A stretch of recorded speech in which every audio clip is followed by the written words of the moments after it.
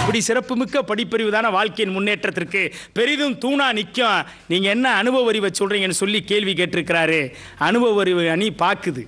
இங்க இருக்கக்கூடிய துறை சரவணன் அனுபவ அறிவே என்ற அணிக்காக விவாதத்தை தர வருகிறார். செந்தமிழே உயிரே நருந்தேனே, என் செயலினை மூச்சினை உனக்களித்தேனே, நைந்தாயெனில் நைந்து போகும் என் வாழ்வு, நன்னிலை உனக்கெனில் எனக்கும் தானே. அன்பிற்கினிய சி தொலைக்காட்சி நேயர்களே, அனைவருக்கும் வணக்கம். சீரோடும் சிறப்போடும் இந்த சிந்தனை பட்டிமன்றத்தை நடத்தி கொண்டிருக்கும் என் நெஞ்சிற்கினிய நேசர் ஐயா அவனி மாடசாமி அவர்களே, யாவரும் ஏற்கும் வண்ணம் ஏற்றுவதற்கு கருத்தினை ஆற்றி அமர வந்திருக்க என்னையை சார்ந்த தோழர்களே, தப்பை தப்பென்று தெரிந்திருந்தும் தப்பை தப்பில்லாமல் சொன்னால் தப்பும் தப்பில்லை என்று நினைத்துக்கொண்டு தப்பான கருத்துக்களுக்கு வக்காலத்து வாங்கி அமர்ந்திருக்கும் மரியாதைக்குரிய மாற்றுக் கட்சி நண்பர்களே, உங்கள் அத்தனை பேரையும் நான் வணங்குகிறேன். அழகு அழகு. அக்கா குரங்கு கதையை பாதியை தான் சொல்லிட்டு போனாங்க, மீதியை சொல்லலை. குரங்கை காப்பாற்ற போகிறதுக்கு முன்னாடி அண்ணன் ஒரு படித்தார் ஒரு புக்கில் ஒன்று, என்ன யாருக்காவது ஆபத்து வந்தா போய் உதவி செய்யணும்னு. சரி, குரங்கு மாடியிலேருந்து கீழே விழுந்துருச்சு.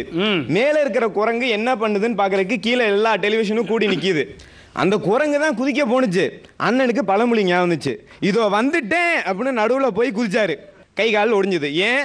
அவர் படித்தார், ஆனால் படித்ததை எப்படி செயல்படுத்தணுங்கிற அறிவு அவர்களுக்கு இல்லை, அவ்வளவுதான். ஒரு லாரி ஓட்டணும்னு வச்சுக்கோங்களேன், லாரி ஓட்டுவது எப்படி அப்படின்னு புக்கை பிடிச்சிட்டு ஓட்ட முடியுமா? லாரி ஓட்டுவது எப்படி? முதலில் லாரி கதவை திறக்க வேண்டும். சரி, பிறகு ஆக்சிலேட்டரை மிதிக்க வேண்டும், ஆண்டில் பாரை ஆட்ட வேண்டும், குறுக்கே யாராவது வந்தால் மேலே விட்டு ஏற்ற வேண்டும். படிச்சுட்டு லாரி ஓட்ட முடியுமா நடுவர் அவர்கள்? லாரி ஓட்டுறது எப்படின்னு படிக்கிறப்பயே ஆள் மேலே ஏற்றணும்னு சொல்லி தர்றாங்களா? இல்லைங்க, படிச்சுட்டு லாரி ஓட்ட முடியாது. படித்தவனுக்கெல்லாம் ரொம்ப விவரம் இருக்கா? ஒரு ஊரில் உபய வேதாந்த தேசிய சுவாமிகள்னு ஒருத்தர் இருந்தார். அவர் தன்னோட வேலைக்காரன் குப்பனுக்கு ஒரு வேலை கொடுத்தார். அதை அழகா எழுதி கொடுத்தார் ஒரு பத்திரத்தில். எப்படி தெரியுமா எழுதினாரு?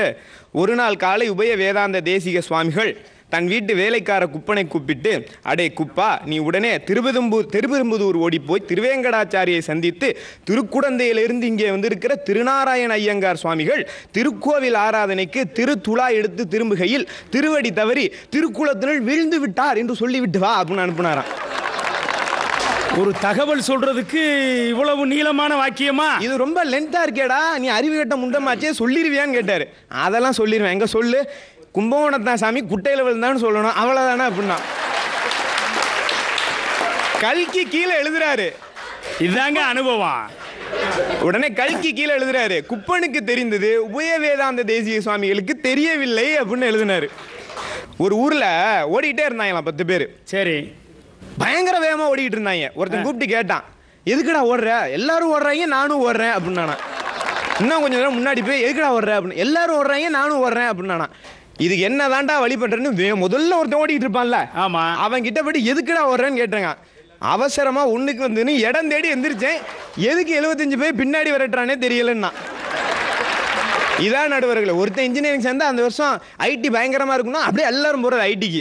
அப்புறம் ஐடி படித்தேன்னா இந்த துறையை பற்றி எங்களுக்கு முதலே தெரியும் அப்படின்னு ஸ்டேட்மெண்ட் கொடுக்குறது. இது எதுக்குங்க? அடுத்தவன் பார்த்து செய்யறதானங்க உங்க கல்வி. அடுத்தவன் எழுதி வச்சு முட்டா எழுதி வைத்த புத்தகத்தை கூட அருமையான புத்தகம் அப்படின்னு சொல்லி படிக்கிற கும்பல் தானங்க நீங்க. கண்ணதாசன் பாடல் எல்லாம் எப்படிங்க? அனுபவம் தானே. ஒரு நாள் கண்ணதாசன் தன்னுடைய உறவினர்கள் வீட்டுக்கெல்லாம் போய் கடன் கேட்கிறார். ரொம்ப கஷ்டமான காலம், யாருமே கடன் கொடுக்கல, ரொம்ப நொந்து வீட்டில் உட்காந்துருக்கார். அப்போ இயக்குனர் பீம்சிங்கிட்ட இருந்து ஒரு ஃபோன் வருது, அண்ணா எனக்கு ஒரு பாட்டு எழுதி கொடுங்கண்ணே. சரி வர்றேன்னு சொல்லி ஸ்டுடியோவுக்கு போனார் கண்ணதாசன். என்னையா சிச்சுவேஷன் கேட்டார்.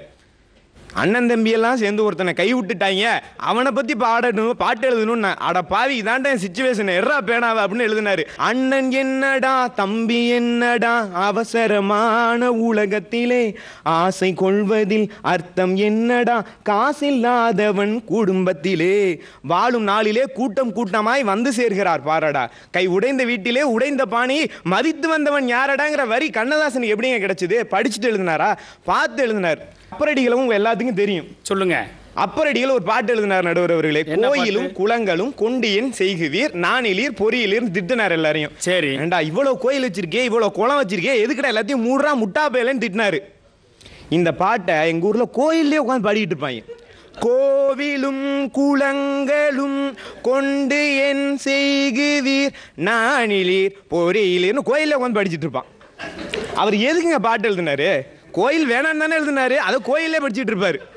அந்த அளவு இதான உங்களுடைய ஸ்டேட்மெண்ட். அடுத்து எல்லா கவிஞர்களும் இந்த சமுதாயத்தை பார்த்து படிச்சுட்டு எழுதுனாங்களா?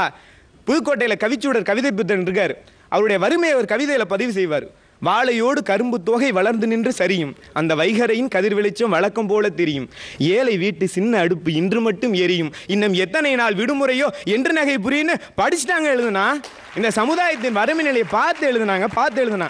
சூழ்ச்சியிலே சுவரமித்து சுயநலத்தால் கோட்டை கட்டி சுடர்விட்ட நீதிதனை தூக்கி எறிந்து விட்டு சாட்சிகள் வேண்டாம் சகலமும் நான் என்று சதிராடும் வீணர்களின் அதிகார உலகமடான்னு பட்டுக்கோட்டை சமுதாயத்தை பார்த்துட்டு பாடினா. சமுதாயத்தில் பழகி இப்படியெல்லாம் இருக்கிறார்கள் மனிதர்கள்ங்கிற அடுத்த தலைமுறைக்கு அவனுடைய அனுபவம் சொன்னது.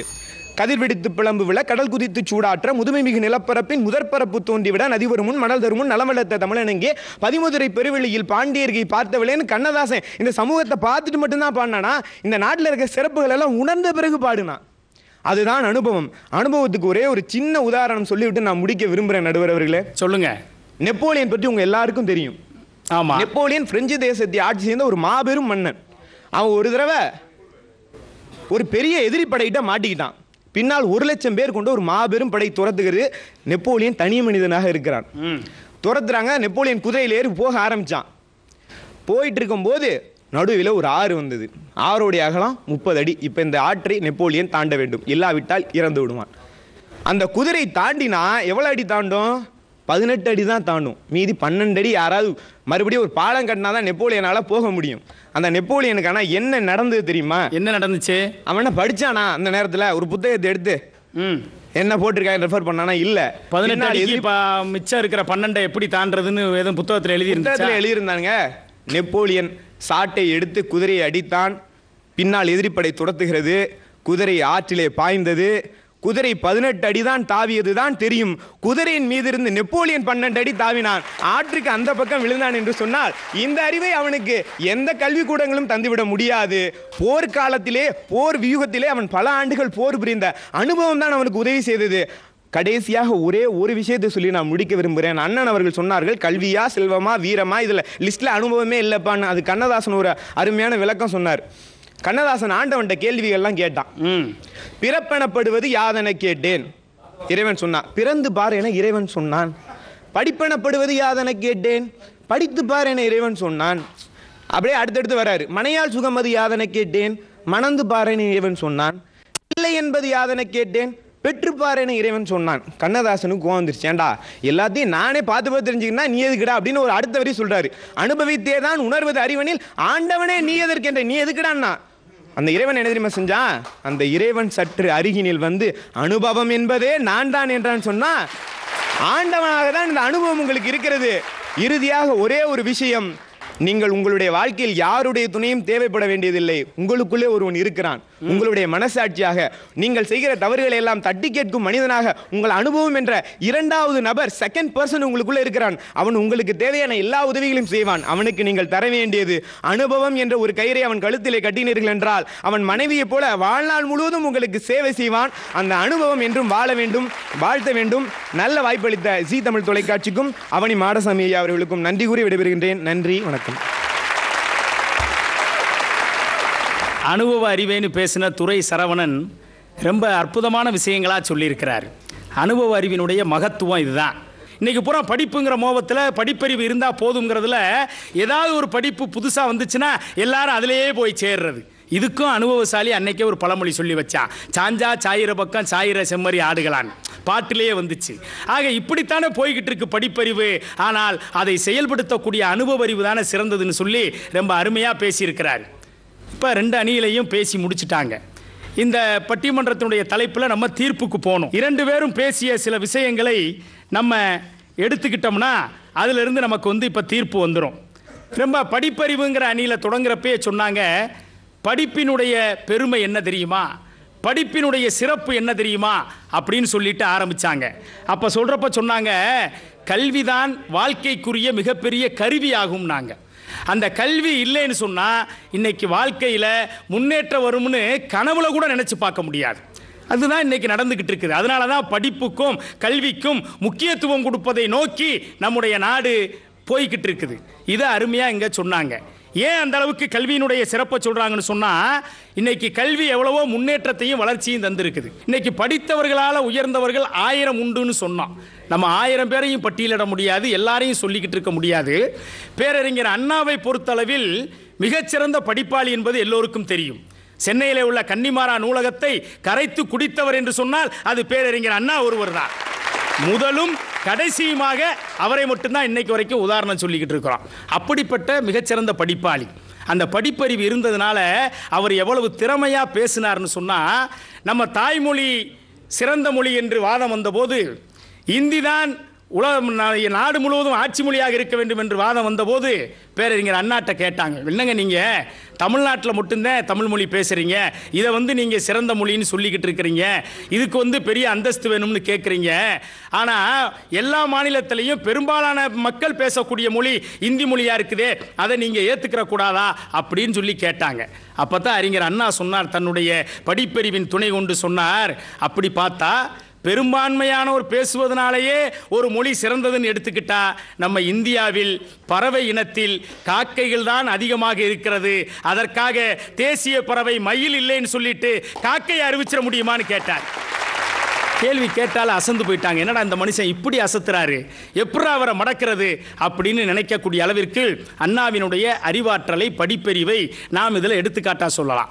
ஆனால் அப்படிப்பட்ட அண்ணா எந்த அளவிற்கு அனுபவத்தை உள்வாங்கினார், அதைத்தான் இவர்கள் காமராஜரை சொல்லி கண்ணதாசனை சொல்லி இந்த அணியில் பேசினாங்க. அதே அண்ணாவிடம் ஒரு முறை கேள்வி கேட்டாங்க. நேருவுக்கும் அவருக்கும் கருத்து வேறுபாடு இருந்துகிட்டே இருக்கும் கொள்கை ரீதியா அந்த காலத்தில். அப்படி இருக்கிறப்ப நேருவை பற்றி பேரறிஞர் அண்ணாட்ட ஒரு கருத்து கேட்டாங்க. இவர் மிகச்சிறந்த படிப்பறிவாளி, மிகச்சிறந்த ஆற்றல் உள்ளவர்.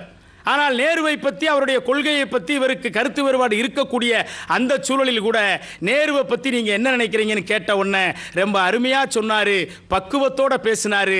நேரு கட்டி முடிக்கப்பட்ட கோபுரம், நாங்கள் கொட்டி கிடக்கக்கூடிய செங்கல் என்று சொன்னார்.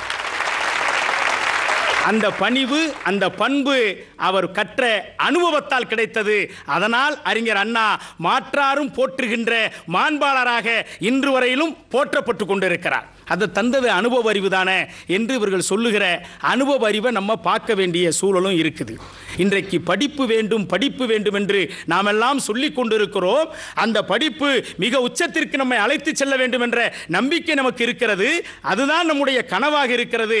ஆனால் படித்து முடிச்சுட்டு வந்த உடனே ஒரு வேலைக்கு போகிற இடத்துல உனக்கு என்னப்பா தெரியும்னு கேட்பாங்க. உடனே என்ன தெரியுமா சொல்லுவேன், வேலை கொடுங்க நான் கற்றுக்கிறேன் அப்படின்பா. வேலை கொடுத்தாத்தான் கற்றுக்கிற முடியுமே தவிர அந்த ஏட்டு படிப்பில் படிச்சுட்டு வந்ததை மட்டும் வச்சு அவன் ஏதாவது ஒரு செயலை செய்ய முடியுமான்னு பார்த்தா நிச்சயமாக முடியாது. அதைத்தான் சொன்னார்கள், அனுபவம் உள்ளவர்களுக்குத்தான் வேலையிலே முன்னுரிமை என்பதை மறந்துவிட்டு நீங்கள் படிப்பறிவை மட்டும் வச்சு ஜெயிச்சிடலாம்னு சொல்லாதீங்க. அதைத்தான் வள்ளுவர் சொன்னாருங்கிறத திருக்குறளில் சுட்டி காட்டினாங்க. கற்க கசடர கற்பவை கற்றபின் நிற்க அதற்கு தக, கற்க அதற்கு தக நிற்க. எதுக்கு கற்கணும்னா அந்த கற்ற பாடங்களை செயலுக்கு கொண்டு வந்து அதன்படி நடக்கின்ற போதுதான் அந்த கற்ற கல்விக்கு பெருமையை தவிர, அப்படி இல்லாமல் இருந்தா கல்வியே கற்றாலும் அவன் கல்லாதவனாகத்தான் இந்த நாட்டிலே மதிக்கப்படுவானே தவிர போற்றப்பட மாட்டான். அதைத்தான் திருவள்ளுவர் அந்த குறளில் அழுத்தமாக சொன்னார். இன்னொன்று சொல்லலாம், படிப்பறிவு ஏட்டு சுரக்காய் கறிக்கு உதவாது என்று அன்னையிலிருந்து இன்னைக்கு வரைக்கும் சொல்கிறாங்க. அந்த படிப்பறிவு மட்டும் இருந்தால் ஒன்றும் செய்ய முடியாது. சரி, அனுபவ அறிவு மட்டும் இருந்தால் நிறையா சாதிச்சிடலாமா? அனுபவ அறிவை வச்சு குறைந்தபட்சம் தன்னை மட்டும் காப்பாற்றிக்கிறலாம், நிறையா காப்பாற்ற முடியாது, நிறையா முன்னேற்றத்தை நோக்கி போக முடியாது. அந்த படிப்பறிவோடு சேர்ந்து அனுபவ அறிவும் கூடுகின்ற போது அவன் எட்டக்கூடிய முன்னேற்றம் இருக்கிறதே, அது மிகப்பெரிய முன்னேற்றம். அதனால தான் படிப்பறிவும் இருக்கணும், அனுபவ அறிவும் இருக்கணும்னு நம்ம முன்னோர்கள் சொல்லி ரெண்டையுமே ஒன்றா கொண்டு போனாங்க. இப்போ ரெண்டுமே ஒரே மாதிரியே வந்துக்கிட்டு இருக்கே, எப்படி தீர்ப்பை சொல்கிறது? படிப்பறிவும் வேண்டும், அனுபவ அறிவும் வேண்டும். ஆனால் ஏட்டு சுரக்காய் கறிக்கு உதவாது என்பது போல வெறும் ஏட்டை மட்டும் படித்து விட்டிருந்தால் ஒன்றுக்குமே உதவாது அப்படிங்கிற நிலை. ஆனால் அனுபவ அறிவு இருந்தால் நிறைய முன்னேற்றம் இல்லைனாலும் தன்னை மட்டும் முன்னேற்றி கொள்ளக்கூடிய ஒரு சிறிய முன்னேற்றமாவது இருக்குது. அப்படி ஒப்பிட்டு பார்க்குறப்ப படிப்பறிவை விட அனுபவ அறிவு கொஞ்சம் கூடுதலாக தெரிகிறது. படிப்பறிவினுடைய கல்வி திட்டம் சிறப்பாக இருக்குமேயானால் படிப்பறிவு தான் மிகச்சிறந்த அறிவாக இருக்க முடியும். ஆனால் இன்றைய கல்வி திட்டம் படிப்பறிவை மட்டும் வைத்துவிட்டு முன்னேறுவதாக இல்லாத காரணத்தினால் அனுபவ அறிவை சேர்க்கின்ற போதுதான் அந்த படிப்பறிவுக்கே மிகப்பெரிய பெருமையும் வளர்ச்சியும் கிடைக்கிறது என்ற காரணத்தினால் வாழ்க்கையின் முன்னேற்றத்திற்கு பெரிதும் தேவை படிப்பறிவை விட அனுபவ அறிவே என்பதனை இந்த பட்டிமன்றத்தினுடைய தீர்ப்பாக அறிவிக்கின்றேன்.